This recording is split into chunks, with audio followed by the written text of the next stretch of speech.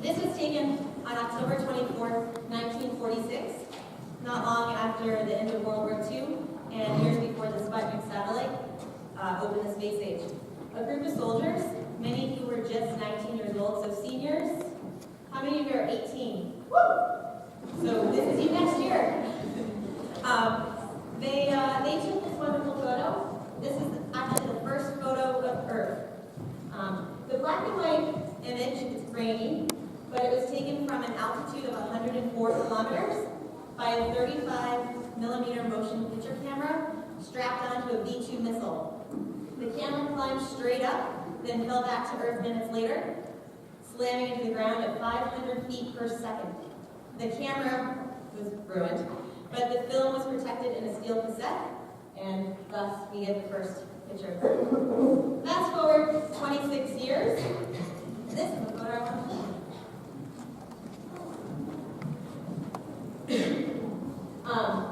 Apollo 17 spacecraft is launched on December 7th, 1972. A member of the crew takes a series of photos from about 45 kilometers, and that iconic image, the blue marble, is captured. This photo was taken in the height of environmental activism, and many believe it depicts Earth's vulnerability and isolation. This morning's prayer is a reflection about the blue marble. Please rise.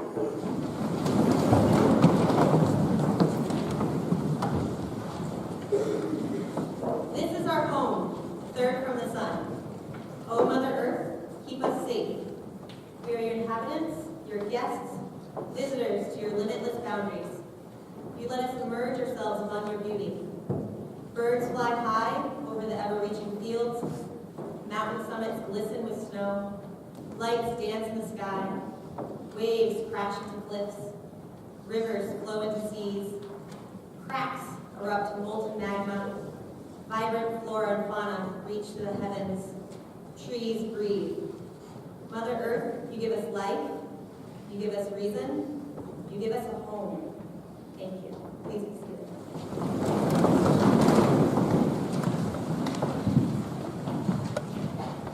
Okay, good morning.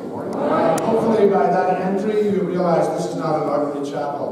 We're trying to do it the science way. It's an experiment, actually. We have a cast of not quite thousands, but I said to them, I hope you know what you're doing because I don't. But we are going to make this work. Anyone in middle school and high school who can answer this question, yell it out when I ask it. What does science begin with? Wonder! One more time. Wonder. Thank you. Science begins with wonder, and this is really a celebration of wonder more than anything else. Last night I was just thinking about all the ways I'm blown away by this planet, by this universe, by this environment, the small and the large, the massive and the tiny. I put together things like black holes and butterflies, water drops and shooting stars, blue whales and bumblebees, starry nights and snowflakes, dandelions and volcanoes. Take a moment to put your pair of things together that blow you away. That's science. That is the magic of science, the majesty of science, the mystery of science. And that's what we're celebrating today. We are all scientists. We are all scientists. And let me just finish with two quotes to capture the message of today. One is from Einstein, of course. To raise new questions, to consider new possibilities, to regard old problems from a new angle, requires creative imagination and is at the heart of good science. And from Edwin Hubble, whose telescope is named after him, is orbiting the planet and giving us incredible pictures. Equipped with our five senses, we humans explore the universe around us and call this great adventure science. So this is a celebration of science. Hope you enjoy it, and open your minds.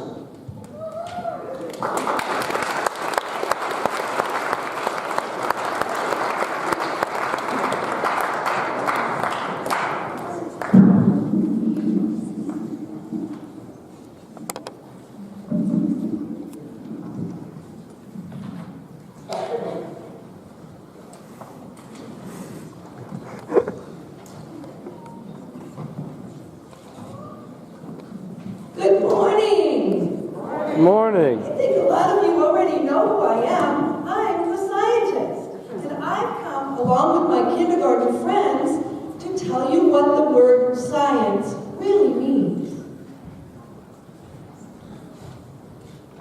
S is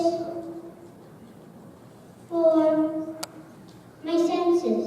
I use my eyes to see, my nose to smell, my mouth to taste, my ears to listen, and my hands to touch.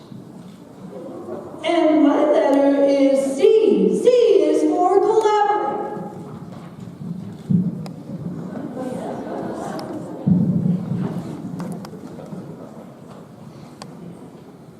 I is for investigate.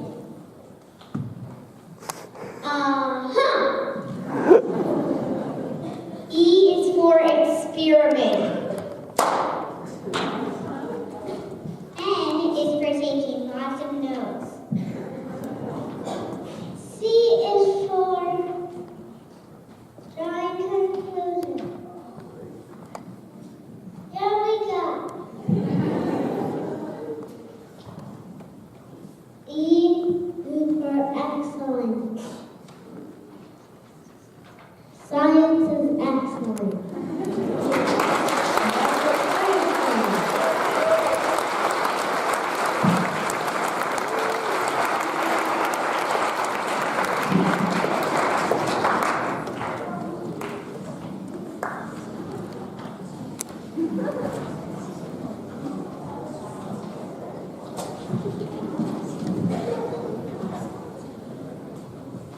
What are you?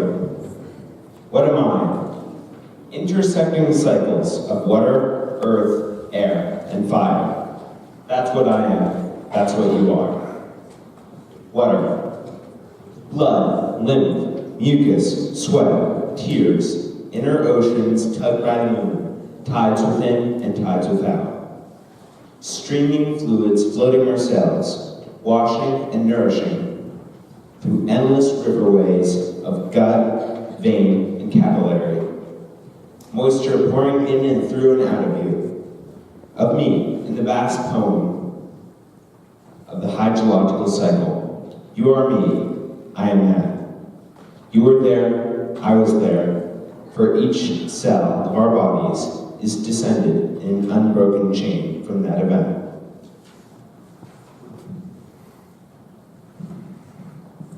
Earth, matter made from rock and soil. It too is pulled by the moon as the magma circulates through the planet heart and roots suck molecules into biology. Earth pours through us, replacing each cell in the body every 7 years. Ashes to ashes, dust to dust. We ingest, incorporate, and excrete the earth, are made from the earth. I am that. You are that.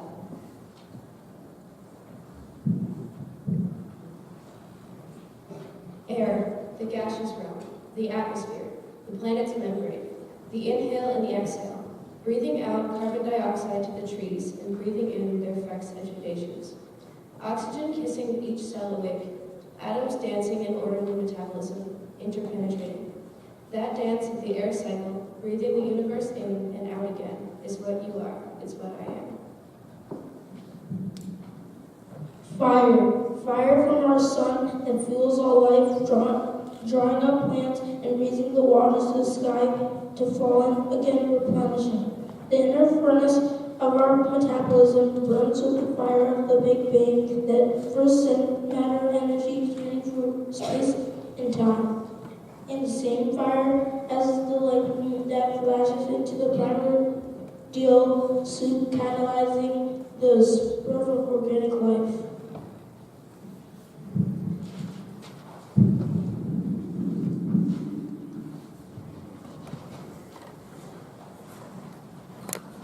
Okay, so those were the 4 original elements, and they're part of each one of us. Hopefully you've understood that every one of us is made up of those 4 things from the beginning of time, from that first event that happened 13.7 billion years ago.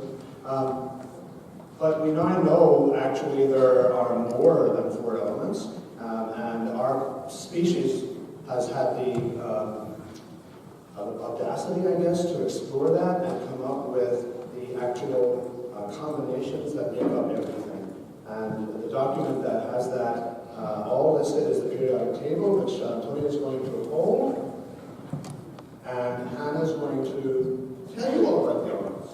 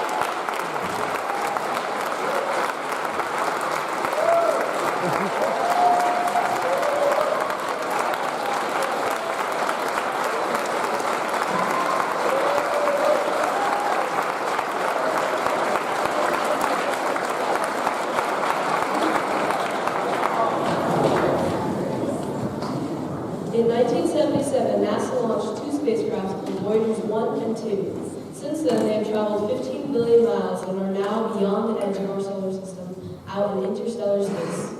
Someone described them as a message in a bottle drifting endlessly in the cosmic ocean. On board each craft is a disc called the Gordon Record, which was made to serve as a time capsule to carry information about life on our Earth should extraterrestrials find it. On the record are 116 images and a variety of natural sounds, such as those made by waves and thunder, as well as animals like birds and whales. To this are added musical selections from different cultures and eras, and spoken greetings in 55 ancient and modern languages. In his message, President Carter wrote, "This is a present from a small, distant world, a token of our sounds, our science, our images, our music, and our thoughts and our feelings. We are attempting to survive our times so that we may live into yours. We hope someday, having solved the problems we face, to join a community of galactic civilizations." You can now enjoy a selection of the sights and sounds from the record.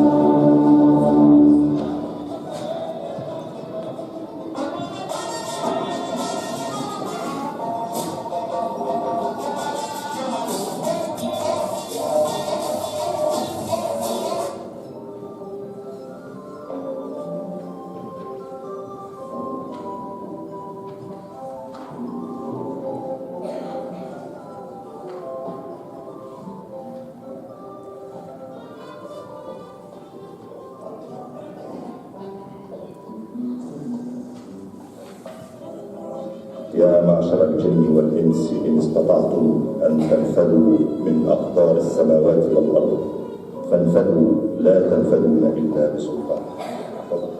Saya ingin menyampaikan sekedar pesan singkat melalui satu Voyager ini. Au-dessus des étangs, au-dessus des vallées, des montagnes, des bois, des nuages, des mers, par-delà le soleil, par-delà les éclairs, par-delà les confins des sphères étoilées, mon esprit, tu te meus avec agilité, et comme un bon nageur qui se forme dans l'ombre, tu sillonnes gaiement l'immensité profonde, avec मैं अपने मुल्क की जानब से हमारे दोस्त जो कला में बसते हैं उनके लिए दोस्ती और खैर सवाली का पैगाम पेश करता हूँ।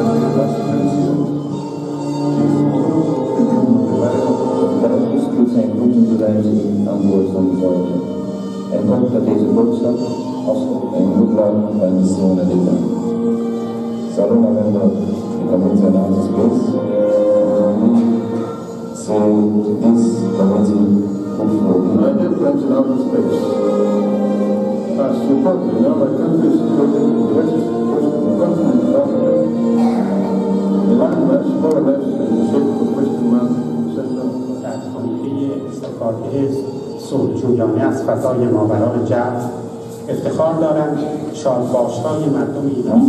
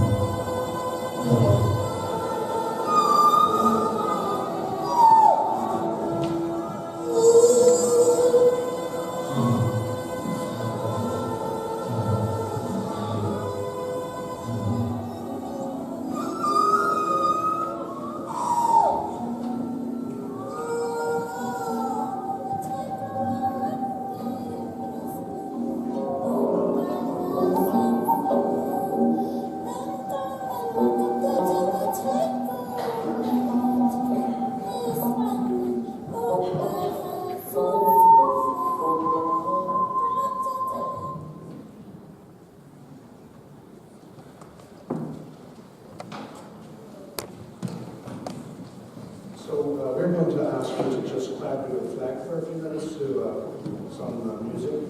And just think about a golden record being sent today. What would you have on it? Close your eyes, go into your space. What would you put on a golden record sending out into the universe that other civilizations know about us, about you? So enjoy the music.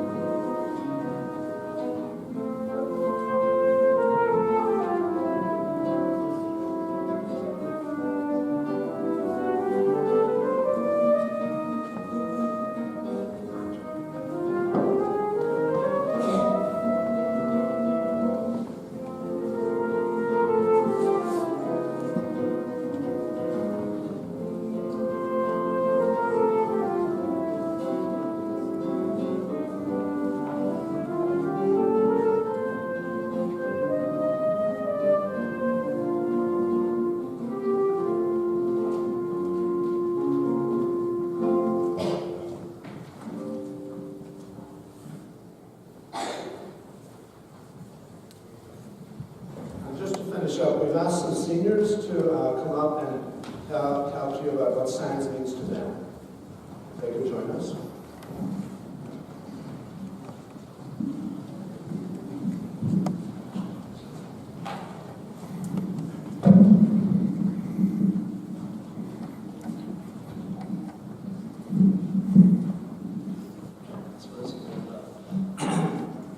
Science is like a puzzle, which rather than being monotonous, is unfinished and always expanding, which allows us to construct new pieces using our own innovation and creativity in an attempt to complete the grand puzzles of science.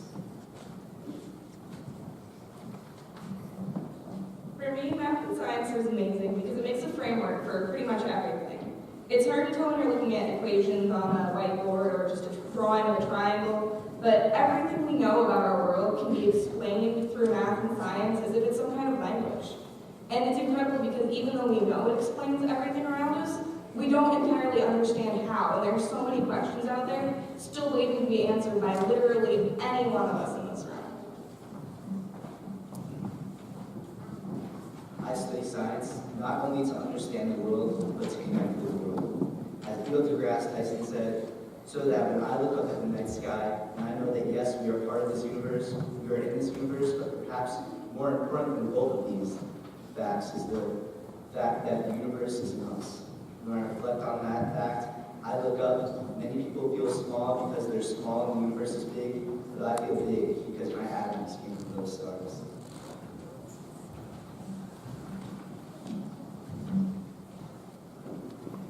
Science is important to me because it is a window to the future.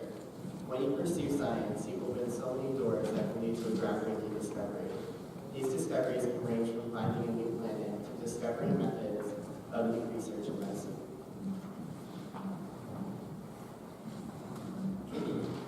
I like science because I get it.